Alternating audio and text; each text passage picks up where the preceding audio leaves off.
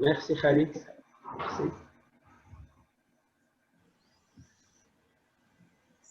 Donc, bonjour chers collègues, chers intervenants, cher ami Philippe Osselin. Au nom de notre faculté des lettres et des sciences humaines de Rabat, au nom de notre laboratoire de recherche, langue, littérature, culture, art et civilisation, je vous souhaite la bienvenue dans cet événement. Bien sûr, nous sommes obligés de le faire en ligne vu des circonstances sanitaires. Donc, on démarre notre événement par des allocutions d'ouverture, comme le veut la tradition académique. Et donc, on va commencer par le mot du doyen. Par la suite, donc, on donnera la parole à Madame Cheikh Moussa, au nom de notre centre de recherche. Un petit mot du comité d'organisation et directement, on enchaîne sur notre conférence inaugurale qui accueille, comme vous le savez très bien, notre cher poète, avec qui, bien sûr, on aura le plaisir de débattre autour de notre thématique, le dialogue des arts et des genres, et leur interférence, bien sûr. Voilà, donc, Khalid, vous pouvez lancer, s'il vous plaît, donc, le mot du doyen. Chers invités, chers collègues, chers étudiants, honorable assistance, c'est avec un grand plaisir que je prends la parole aujourd'hui à l'occasion de l'ouverture du colloque international en ligne Interférences et dialogue des arts et des genres. J'espère que vous allez bien malgré cette situation sanitaire que nous traversons tous de par le monde et qui a empêché que cette grande manifestation culturelle se fasse en présentiel. Mais notre espoir est grand de voir la situation pandémique s'améliorer pour que nous retrouvions tous, pour que nous retournions à notre vie normale. Car rien ne peut remplacer les relations humaines et le présentiel. Cela va de soi. En mon nom personnel et au nom de la Faculté des Lettres et des Sciences Humaines de l'Université Mohammed V de Rabat, je voudrais tout d'abord souhaiter la bienvenue à nos invités, d'abord au poète Philippe Osselin, professeur émérite à Paris 8 et directeur de la collection Poètes des 5 continents à l'Harmattan, et qui va prendre la parole pour la conférence inaugurale. Mes remerciements vont également à tous les participants venus d'ailleurs et d'ici, et les remercier chaleureusement d'avoir bien voulu enrichir ce colloque par leur contribution. Je voudrais remercier vivement les deux enseignants-chercheurs, les deux collègues coordonnateurs de cet événement, le professeur Abdelmejid Azouine et le professeur Muntajab Sakr, ainsi que les membres du comité scientifique, à leur tête Madame la vice-doyenne Cheikh Moussa, qui est en même temps directrice du centre de recherche langue, littérature, art, civilisation et société, pour les efforts déployés afin de faire réussir cet événement. Ce colloque international intitulé « Interférences et dialogue des arts et des genres » est l'occasion de vous retrouver autour d'un sujet crucial qui illustre l'échange artistique et la relation ombilicale entre les arts. Le dialogue des arts est la base même de la création artistique et littéraire. Et les débats que vous allez animer montrent la diversité et la richesse du croisement entre chant, danse, poésie, théâtre, récit, témoignage, calligraphie, dessin, etc. Le programme proposé de ce colloque montre cette bonne articulation. Les axes de recherche proposés, tels que l'interaction de plusieurs genres littéraires, le croisement entre chant, danse, théâtre, poésie, le dialogue entre les arts et la littérature, etc., font de ce colloque une belle occasion sur les chemins de la recherche scientifique. Vous venez de plusieurs pays du monde et je suis sûr que par vos contributions, vous allez enrichir la recherche scientifique sur l'interférence des arts et le dialogue des genres. Car le dialogue entre les arts doit être également, à mon avis, celui de leurs origines, et de leurs origines, des origines plurielles. Autrement dit, il doit être également l'occasion de dialogue entre les cultures, les civilisations et leurs sensibilités diverses. Par les temps qui courent, et face aux dangers de recroquevillement sur soi qui nous menacent, notre approche de la littérature, de la culture, des arts, etc., ne devrait plus se cantonner dans des études enfermées ou renfermées sur elles-mêmes, dans des sphères fermées et goétisées. Comme l'être humain, les arts ont besoin de sortir de leur enfermement, de leur confinement et de rencontrer leurs semblables dans les autres langues, dans les autres cultures, les autres approches, les autres genres. C'est ainsi qu'ils pourront enrichir mutuellement et utilement les uns les autres, s'enrichir dans le respect partagé des uns et des autres. C'est à mon avis l'essence même des études comparatistes. Enfin, je tiens à remercier et à féliciter le comité organisateur pour avoir presque établi la parité entre les participants. 13 femmes, 13 hommes, ce qui est déjà une performance. Il reste un petit effort à faire, ce qui est assez rare dans ce genre de manifestation. Et vous félicitez également pour la qualité des supports de communication conçus pour la bonne diffusion de cet événement.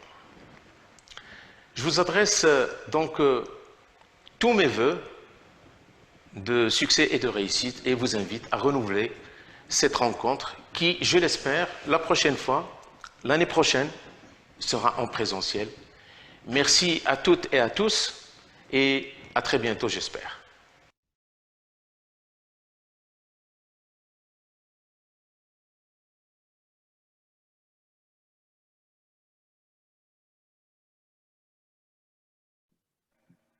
Voilà, donc merci Monsieur le Doyen pour ce mot d'ouverture qui résume un peu l'esprit dans lequel le travail a été fait. Je ne manquerai pas de remercier donc quelqu'un qui était donc, derrière tout ce travail-là. C'est M. Khalid Mani, qui est ex-étudiant à notre faculté. Donc je tiens à le remercier pour les efforts qu'il n'a cessé de déployer dans l'élaboration de tout ce qui est donc, support de communication, des visuels, et maintenant il est derrière donc, le travail technique, donc je tiens à le remercier pour ses efforts.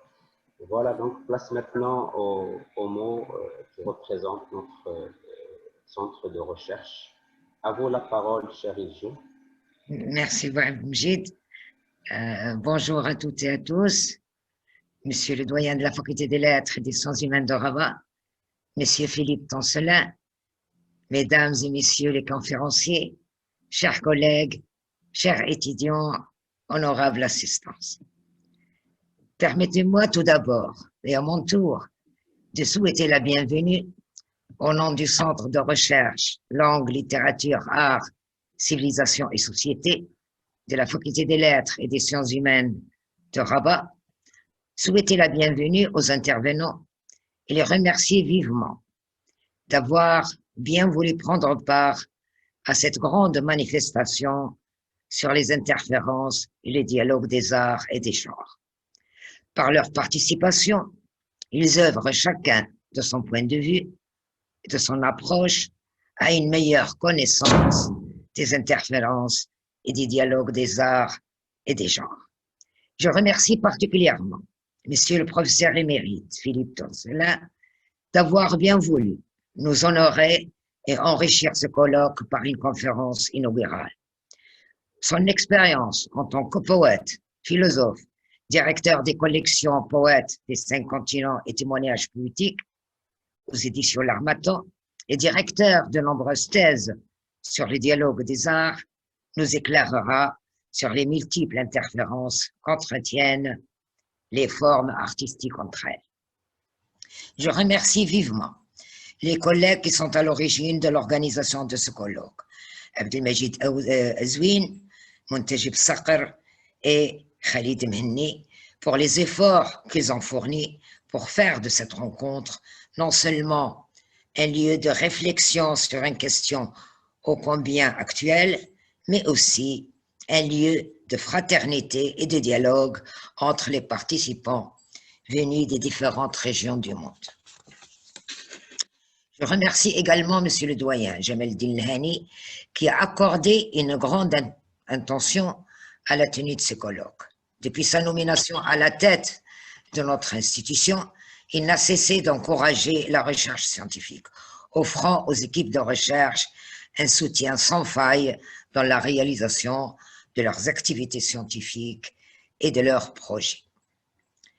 Le colloque « Interférences et dialogue des arts et des genres » qui nous réunit aujourd'hui est important à plus d'un titre. D'abord, en raison de l'intérêt de la thématique choisie. Depuis la formule des Simonides transmise par Plutarque, la peinture est une poésie muette et la poésie est une peinture parlante, et de Lit Pictora Poesis d'Horace qui mettait en parallèle là aussi la peinture et la poésie, à l'abolition des barrières entre les arts prônés par les postmodernes et en passant par le refus de Diderot et de Lessing de confondre des arts de nature différente. La question des correspondances entre les arts ne cesse d'être débattue. Théodore Adorno a dressé un constat qui ne peut que relancer la recherche sur ce sujet. Dans l'évolution la plus récente, dit-il, les frontières entre les genres artistiques fluent les unes dans les autres, ou plus précisément, leur ligne de démarcation s'effranche. Pour rendre compte de cette déconstruction des frontières entre les genres artistiques, des concepts nouveaux qui ouvrent de nouvelles perspectives de recherche ont été forgés comme l'interartialité, hybridation, intermédialité, transmédialité, multimédialité, intersémioticité et autant de notions qui parfois, dans le sens profond, nous échappent, mais qui invitent les chercheurs à reconsidérer les liens entretenus entre la littérature, le chant, la danse, la peinture, le cinéma, la photographie, théâtre, art vidéo, art numérique, etc. Notre colloque a aussi pour objectif de faire émerger des objets d'étude et des projets de formation en phase avec les préoccupations actuelles des milieux universitaires où la multidisciplinarité est de plus en plus exigée pour faire tomber les cloisons entre les disciplines. Il incitera, j'en suis sûr, nos étudiants à entreprendre des recherches sur les interactions des arts. Pour ne rien vous cacher, quand je demande à l'un de mes doctorants de travailler, c'est de faire œuvre de comparatiste, de travailler, je travaille sur la poésie, donc de voir une thématique où on peut l'étudier à travers aussi bien le texte poétique que le texte romanesque ou le cinéma, les étudiants sont souvent très réticents, particulièrement quand il s'agit de poésie et de la comparer avec d'autres arts. Donc, c'est l'occasion donc pour nos étudiants qui nous écoutent donc d'aller vers ce sens et de travailler sur les interactions des arts. Donc, pour conclure, je réitère mes remerciements aux intervenants et aux collègues qui ont contribué à l'enregistrement à l'organisation de ce colloque et je souhaite donc plein succès à vos travaux et vous remercie de votre aimable attention.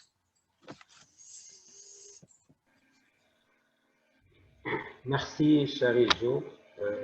Merci pour ce petit mot, donc très, très parlant, très évocateur. Je tiens encore une fois à vous remercier pour les efforts que vous n'avez cessé donc, de déployer pour réussir cet événement. Ijo était toujours là, à l'écoute. On avait des longues communications tout au long des préparatifs de cet événement. Elle était toujours là, donc je le remercie encore une fois. Il faut dire, Azwin, tous les mérites vous revient, à vous, à Saqr, à Menni, etc. Donc, qui ont travaillé pendant plusieurs mois à ce que ce colloque voit le jour. Encore une fois, merci beaucoup. Merci, cher collègue. Maintenant, un petit mot du comité d'organisation et de coordination. Ce mot sera présenté par mon collègue et ami Muntajab Saqr. Bien sûr, Muntajab, à vous la parole.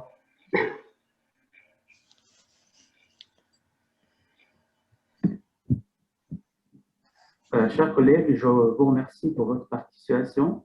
C'est avec un grand plaisir qu'au nom du comité scientifique, nous vous accueillons aujourd'hui dans ce colloque virtuel autour du sujet interférence et dialogue des arts et des genres. Au tout début, nous avions prévu d'organiser une journée d'études sur l'intermédialité. Puis, compte tenu des nombreuses propositions de participation, nous avons préféré organiser ce colloque virtuel. Espérant que ce thème interférence et dialogue des arts et des genres réussira à élargir les horizons quant à la recherche sur tout croisement possible entre deux genres ou deux arts, et nous éclaire sur la richesse de l'œuvre littéraire ou la création. Au nom de mon collègue Abdelmajid et à mon nom, je vous remercie d'être venu débattre dans ces moments d'échange fructueux. Et je laisse la parole au poète Philippe Tancelan.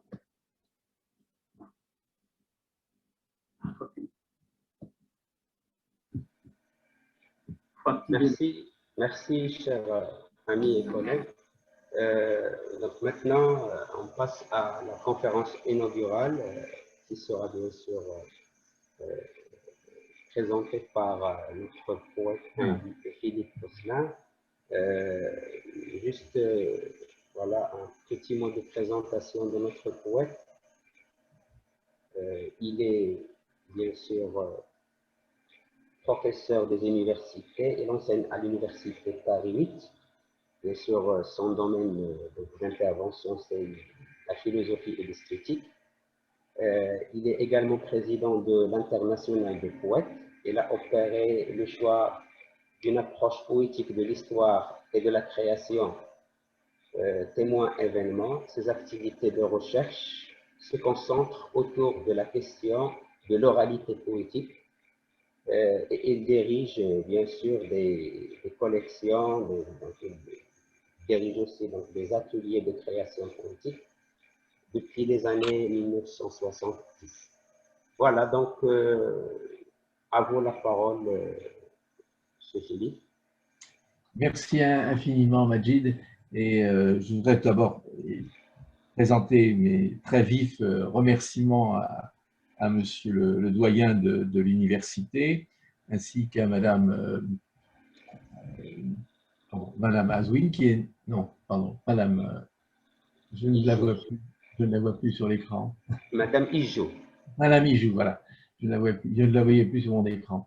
Les remercier d'abord pour accueillir évidemment ce colloque fort intéressant et de m'accueillir aussi moi-même pour énoncer un certain nombre de choses que je ne présenterai pas sous forme de conférence, mais peut-être sous forme de questionnement et de quelques réflexions.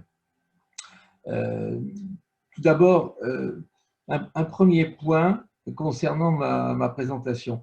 Oui, j'ai enseigné pendant 35 ans à l'université de Paris 8 la philosophie esthétique et en particulier la poésie. Je dis bien la poésie et non pas la poétologie comme on peut l'enseigner dans les universités. Et alors, je précise Paris 8 parce que je vais me permettre un petit retour historique très bref. Paris 8 a été créé à l'issue du mouvement de mai 68 en France en particulier, même si ce fut un mouvement mondial, mais en France en particulier. À l'issue donc de ce mouvement, un certain nombre d'universitaires, d'universités classiques, venant des universités de province, mais aussi de la Sorbonne, se sont emparés de cette opportunité des événements pour proposer un centre, la création d'un centre expérimental universitaire qui aurait pour vocation essentielle de réfléchir sur une nouvelle pédagogie. Pour être plus précis par rapport aux arts, on sait qu'en France, les enseignements artistiques dépendaient, avant 1968, dépendaient des écoles d'art et aussi des conservatoires pour ce qui concerne le théâtre, pour ce qui concerne la musique ou le cinéma, les écoles de cinéma même. Mais il n'y avait pas d'enseignement à l'université, d'enseignement artistique, sinon des enseignements théoriques qui étaient beaucoup plus à tendance esthétique, philosophique sur la création artistique que des enseignements d'initiation ou de sensibilisation, plus exactement, à la recherche et à la création.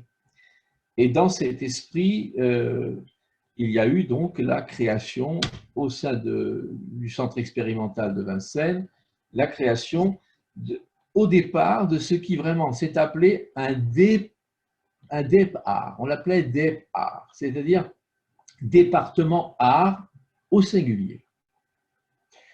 C'est-à-dire ne distinguant pas encore, ne voulant pas distinguer ou revenant sur la distinction et la classification entre les arts et on pourrait appeler peut-être les territoires disciplinaires ou les disciplines artistiques, ce qu'on appelle dans l'intitulé du colloque les genres.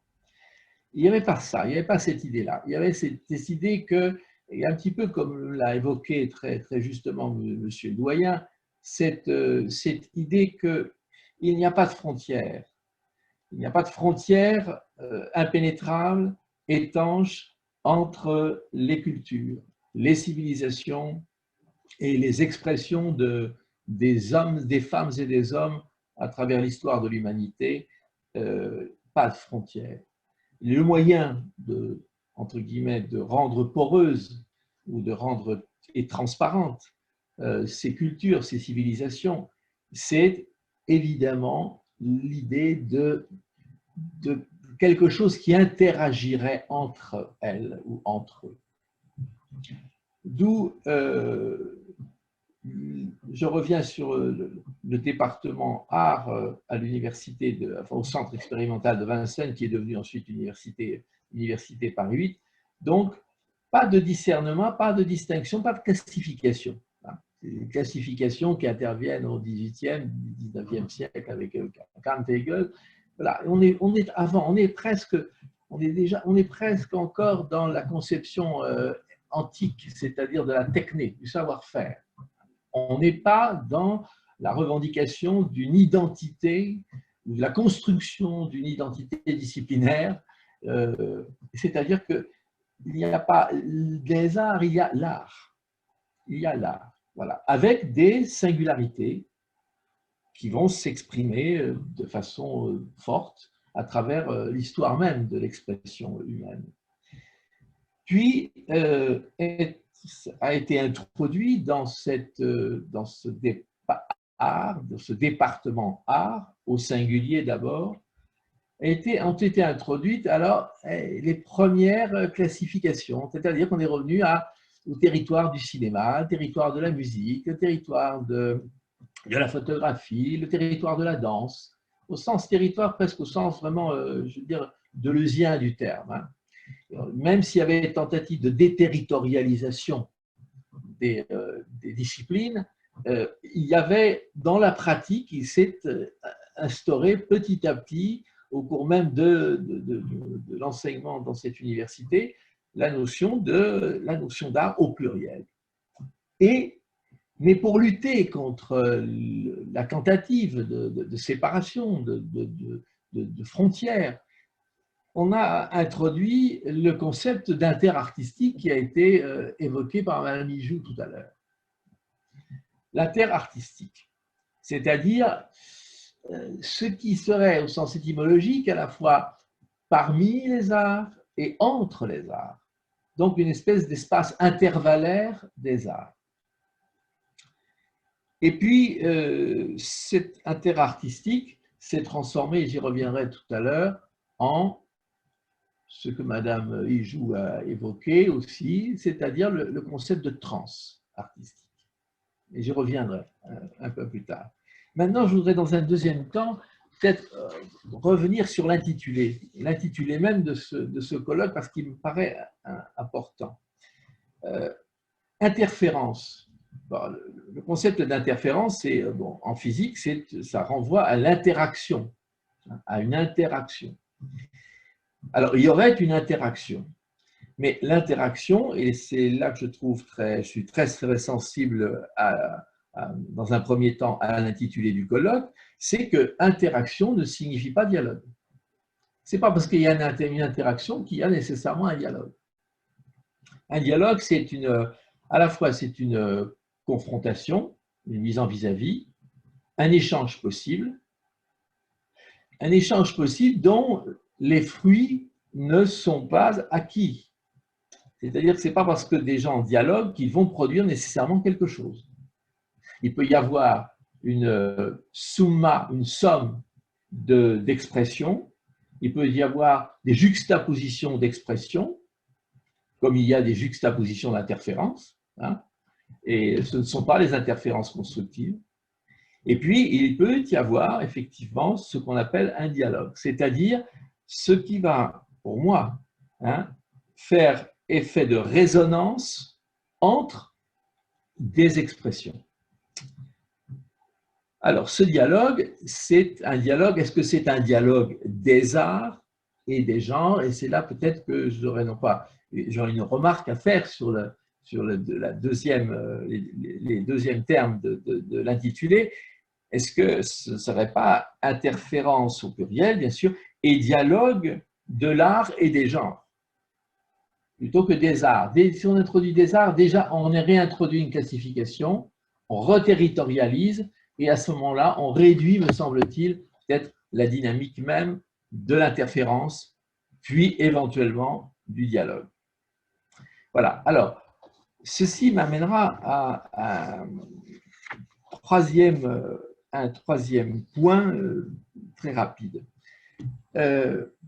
Mon expérience à l'université, en particulier lors de la création du Centre international et interuniversitaire de création d'espaces poétiques, mon intention était justement d'ouvrir un espace, ou des espaces, à travers lesquels, ou grâce auxquels, pourraient se créer effectivement des interférences et peut-être des dialogues, c'est-à-dire des échanges allant jusqu'à la résonance entre des genres artistiques.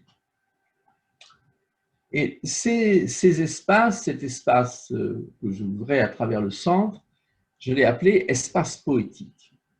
Pourquoi l'ai-je intitulé espace poétique? Parce que je reprendrai non pas une définition, mais une proposition du poète René Char sur la poésie est traversière. La poésie traverse. Alors moi, je ne dirais pas que la poésie traverse, par exemple, l'ensemble des territoires artistiques, mais je pense que le poétique traverse l'ensemble des territoires artistiques. La poésie, elle est une expression spécifique du poétique à travers exclusivement le verbe. On ne fait pas de poésie sans verbe. C'est le verbe par lequel on va créer de la poésie, on va écrire de la poésie. Mais il me semble qu'il ne faut pas confondre la poésie et le poétique. Donc, les espaces poétiques que j'ouvrais, ils avaient donc pour vocation, justement, de dédisciplinariser, de détruire, sinon de détruire, du moins d'effacer le plus possible les frontières, les genres entre les arts, pour en appeler à quoi? En appeler vraiment au minimum aux 5 sens. C'est-à-dire, pour donner un exemple très concret, lorsque je parlais de création d'espaces poétiques, ce n'était pas seulement pour y dire de la poésie, bien sûr, c'était à la fois pour y dire de la poésie, mais c'était aussi créer un espace d'accueil, de réception et d'accueil de la parole poétique ou de la voix poétique. Et comment créer cet espace d'accueil et de réception? Sinon, en déployant ou en développant dans cet espace, je dirais pratiquement les 5 sens, au sens où Michel Serres l'entend. C'est-à-dire un espace sonore, un espace gustatif, un espace olfactif et un espace visuel. Ce qui signifie que le dire, l'expression poétique s'effectuait dans un espace qui rassemblait l'ensemble des sensibilités, des 5 sens, relevant des 5 sens. Et de ces espaces-là, j'ai, durant de longues années, à travers les ateliers d'écriture et de création poétique, j'ai essayé en particulier donc de faire évoluer ce concept d'inter-artistique, c'est-à-dire d'entre et de parmi les genres artistiques, au concept de trans-artistique. C'est-à-dire, et là ça m'amènera à dire que le dialogue qu'on évoque que vous allez évoquer et traiter dans ce colloque, ce dialogue qui a impliqué, comme je l'ai dit tout à l'heure, échange et résonance entre les territoires ou les disciplines artistiques, les genres artistiques, ce dialogue, il va s'opérer, ou il peut s'opérer, me semble-t-il, sur la base de cet intervallaire, cet écart entre les genres artistiques, et c'est dans cet écart même que peut surgir, ou que peut émerger ce qu'on pourrait appeler une réelle transaction, pas transaction, mais une transaction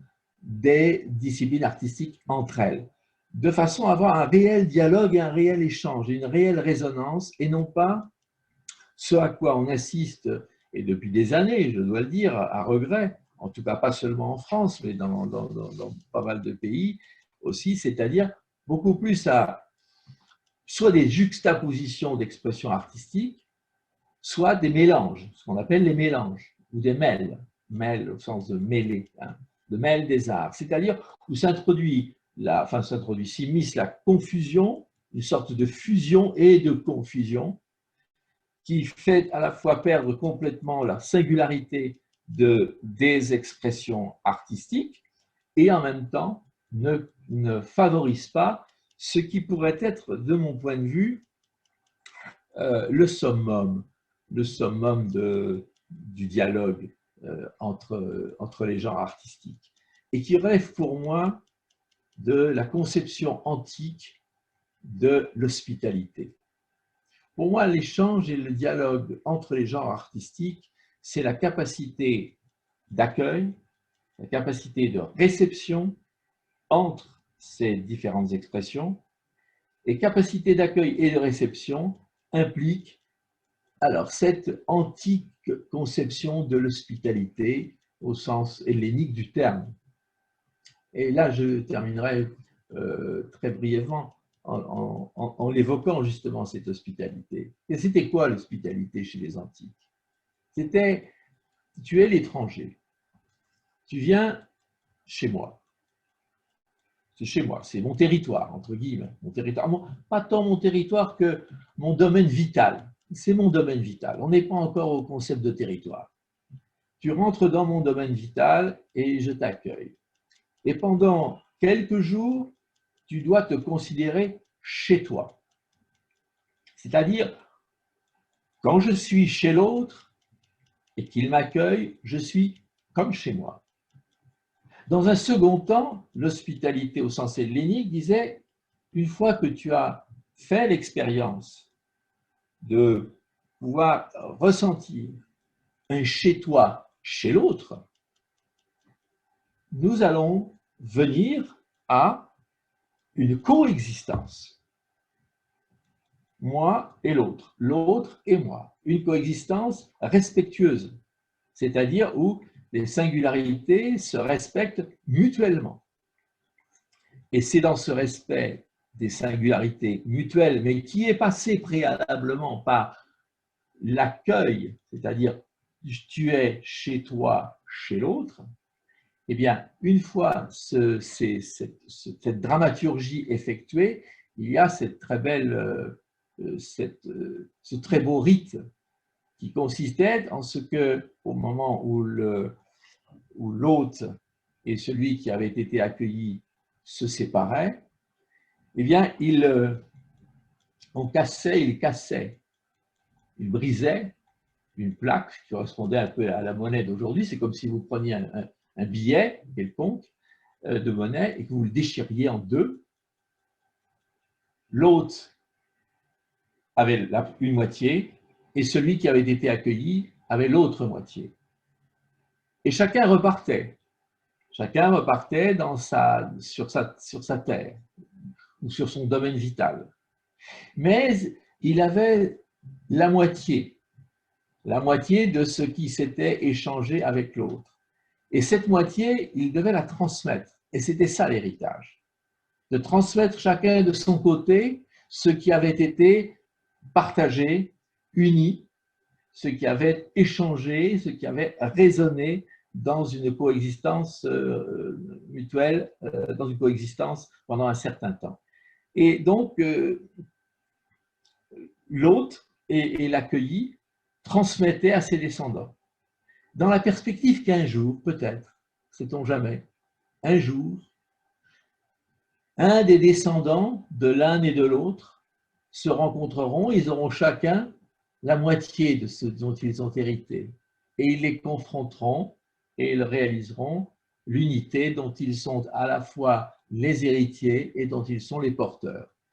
Voilà, donc pour moi, si vous voulez, la conception du dialogue entre les disciplines artistiques, ce n'est pas de les confondre, ce n'est pas de les faire disparaître dans leur singularité, mais c'est de faire émerger à travers le trans-artistique ce que les physiciens appellent le tiers inclus.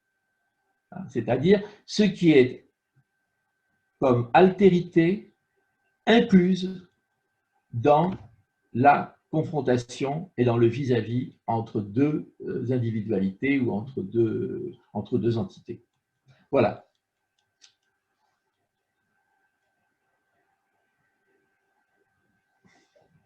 Si vous avez quelques questions à me poser, je suis tout à fait prêt à y répondre très rapidement.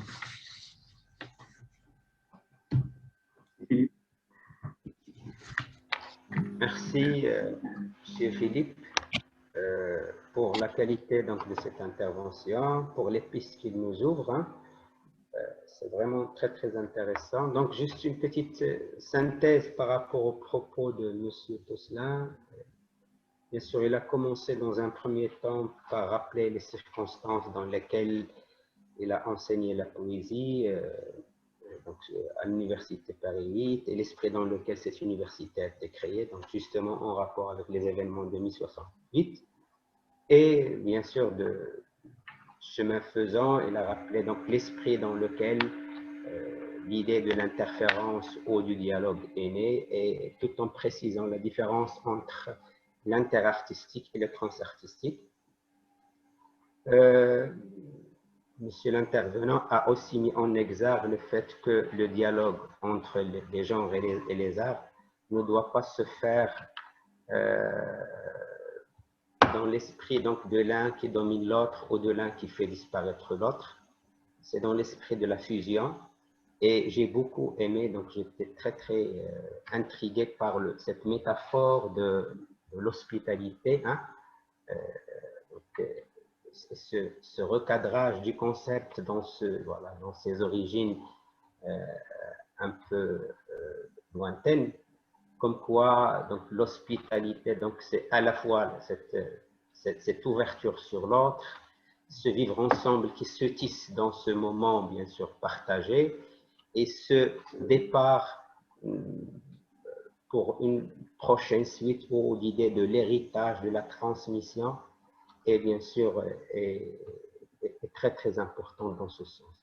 Merci Monsieur Toslan, donc c'est vraiment très très évocateur.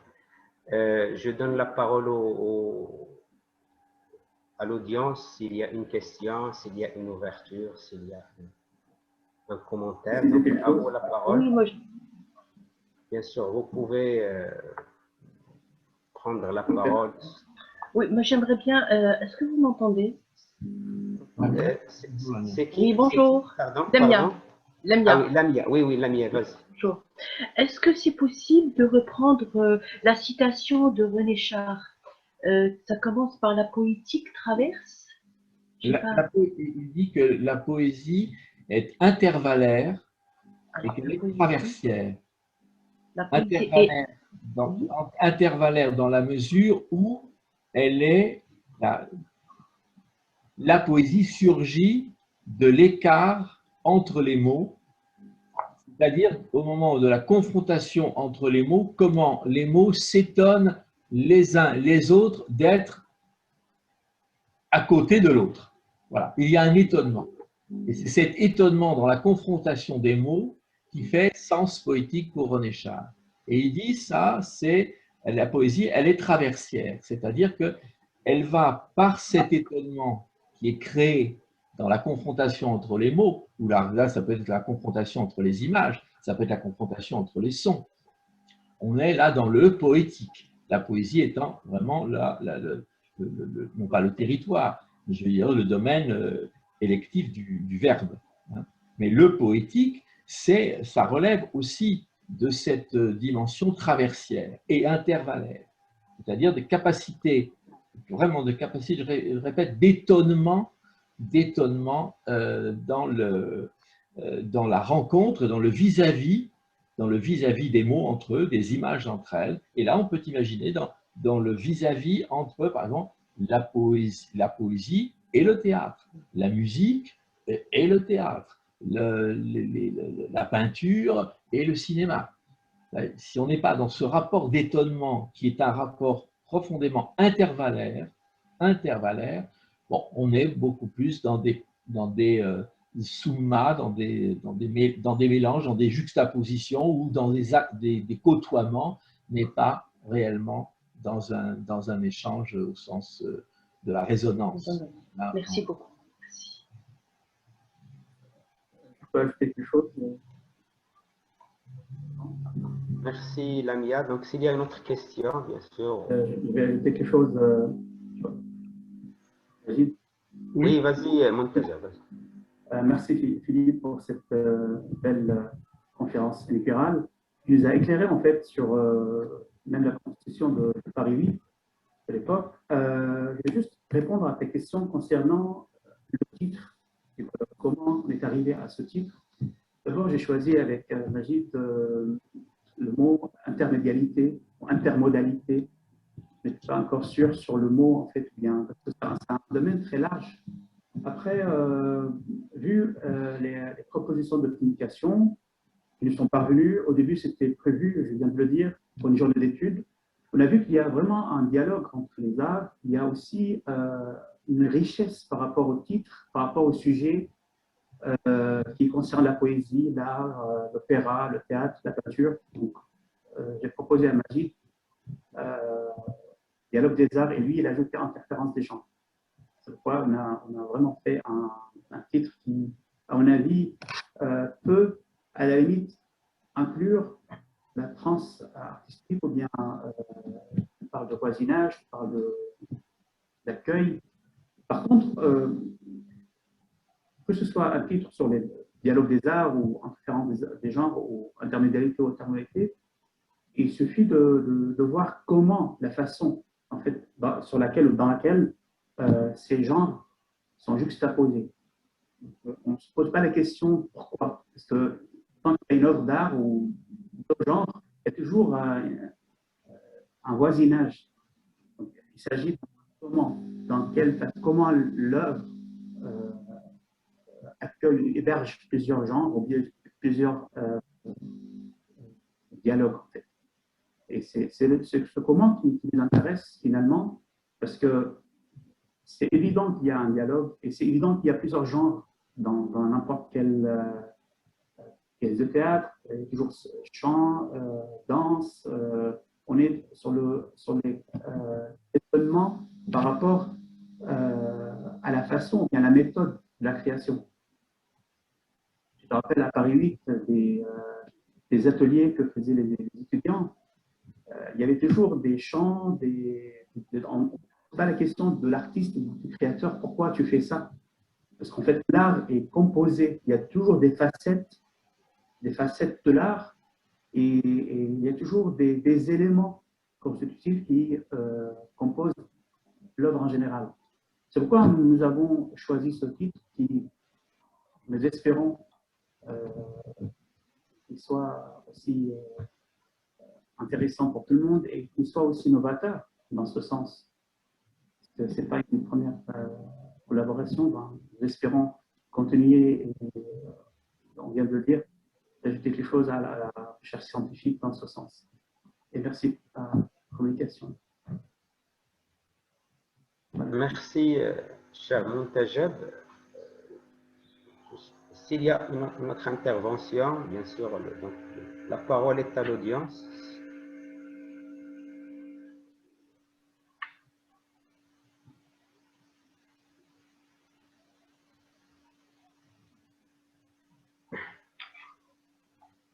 Sinon, j'aurais un petit commentaire par rapport au propos de M.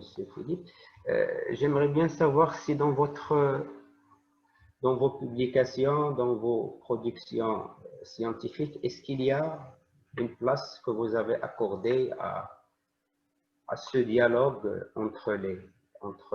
surtout entre la poésie, puisque vous êtes poète, entre la poésie et un autre genre, dans l'esprit de l'hospitalité que vous venez de signaler. Merci. J'ai vraiment tenté depuis des années de l'expérimenter très, très concrètement. D'abord avec les étudiants dans le cadre des ateliers de création poétique. Et je dirais que c'est peut-être là, d'ailleurs, que j'ai eu le plus de satisfaction avec des étudiants dans ces ateliers, parce qu'il y avait des étudiants qui venaient d'art plastique, des étudiants qui venaient de littérature, des étudiants qui venaient, y compris de mathématiques, de droit, etc. C'était complètement, vraiment transdisciplinaire. Enfin, je veux dire, ceux qui suivaient ces ateliers étaient vraiment dans la transdisciplinarité. Oui, alors pour répondre à votre question, j'ai mené beaucoup d'expériences avec des artistes, des artistes de théâtre, des artistes de musique en particulier, et des peintres aussi. J'avouerai très sincèrement que je n'ai eu que de très rares satisfactions.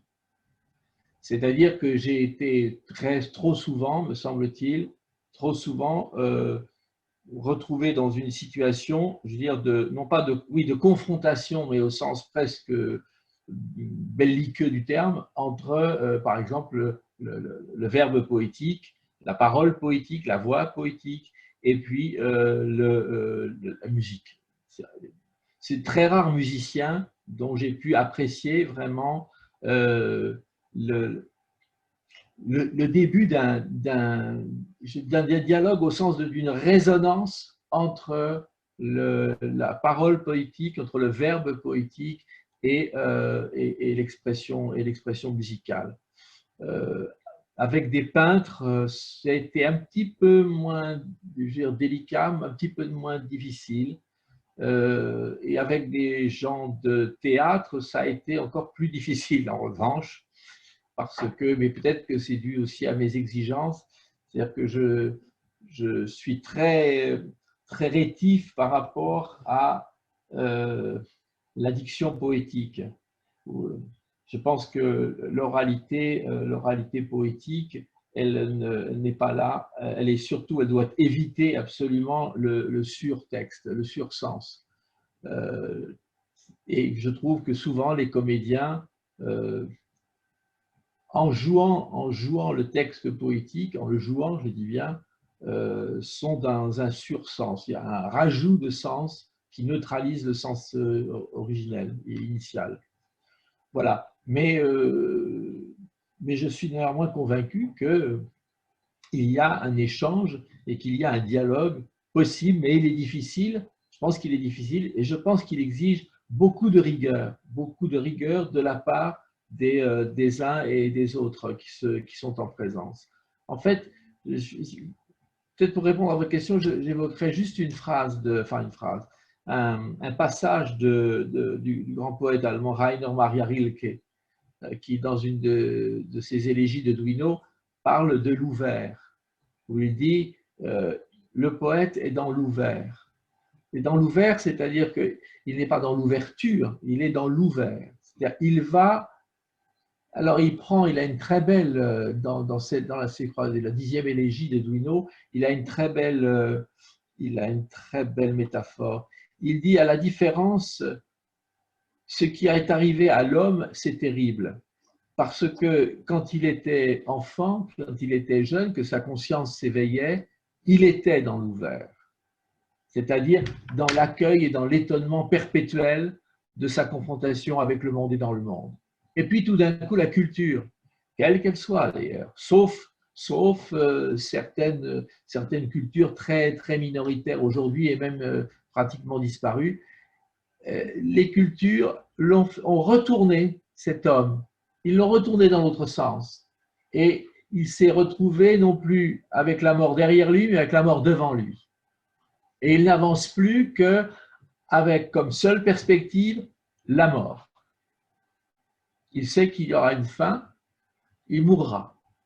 Et c'est toujours cette représentation plus ou moins distincte, plus ou moins précise, plus ou moins singulière de la mort, mais qui est toujours là présente devant lui. Il dit cela à la différence de l'animal. L'animal, lui, dit Rilke, la mort est derrière lui.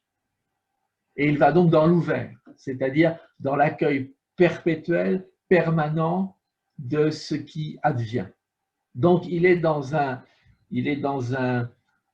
advenir, dans un advenir, plus que dans un devenir. À la différence de l'homme qui est dans un devenir, mais avec toujours comme perspective la mort, sa fin possible.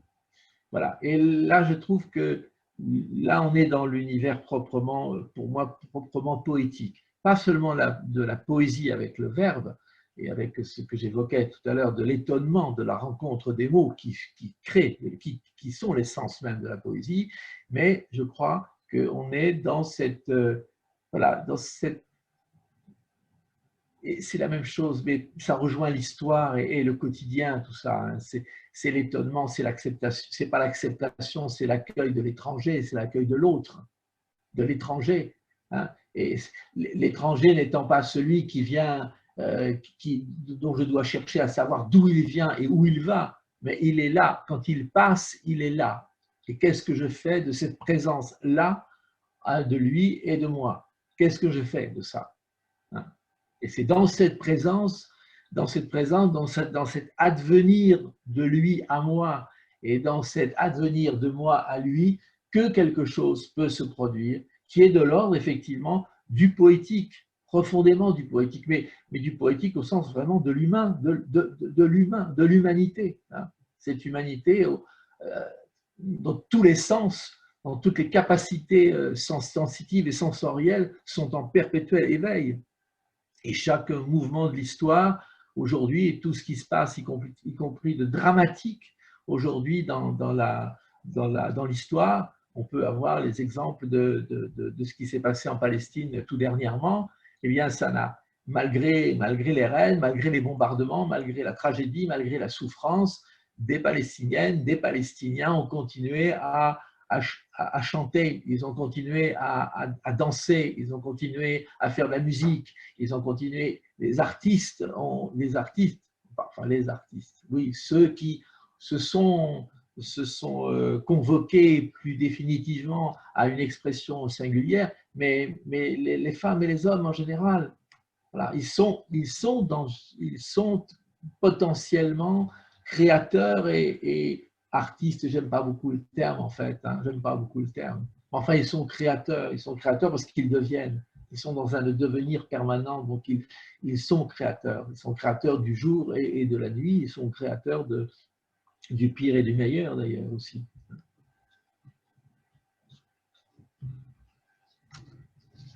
Mais tout ça pour moi, je terminerai vraiment là-dessus, tout ça pour moi est indissociable de l'histoire.